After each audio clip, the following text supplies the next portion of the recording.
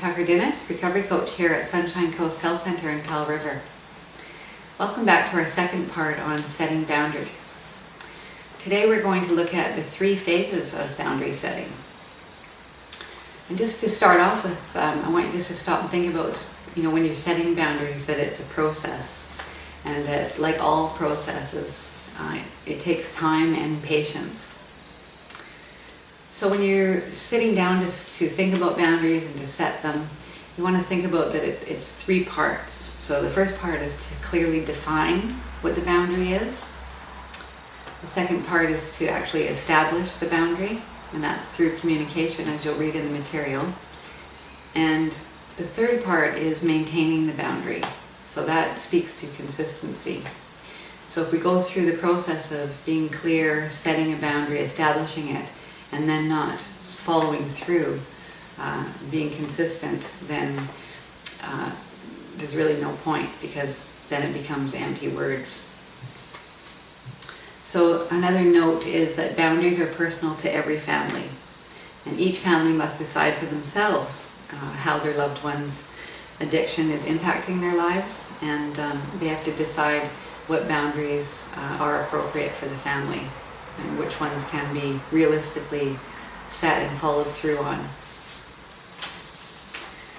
So to define a boundary, you can ask yourself a few questions. One of them might be, what behaviors of my loved one causes distress or threatens the safety of my family? And would a boundary be a remedy to that? Another question is, what are my motives for setting this boundary? And that speaks to, really setting that time aside to think about, why am I setting this boundary? What is the underlying motive? And also remembering that anger and control are not a good basis for formulating and setting boundaries. I believe I mentioned that in the first video, that we want to be calm and grounded when we're defining what the boundaries are going to be. Are there any risks involved in setting this boundary? So for instance, if you decide that you're going to withhold money or finances, you want to think about, what are the impacts of that? Does that mean that my loved one may turn to other ways of getting money? And maybe if that's the case, your boundary might be, well, I will feed and provide certain things, but I just won't give cash. So that's just an example. And then the other one is the boundary clear and realistic? So again, that just takes some time, committing to the process, to becoming clear about what the intentions are.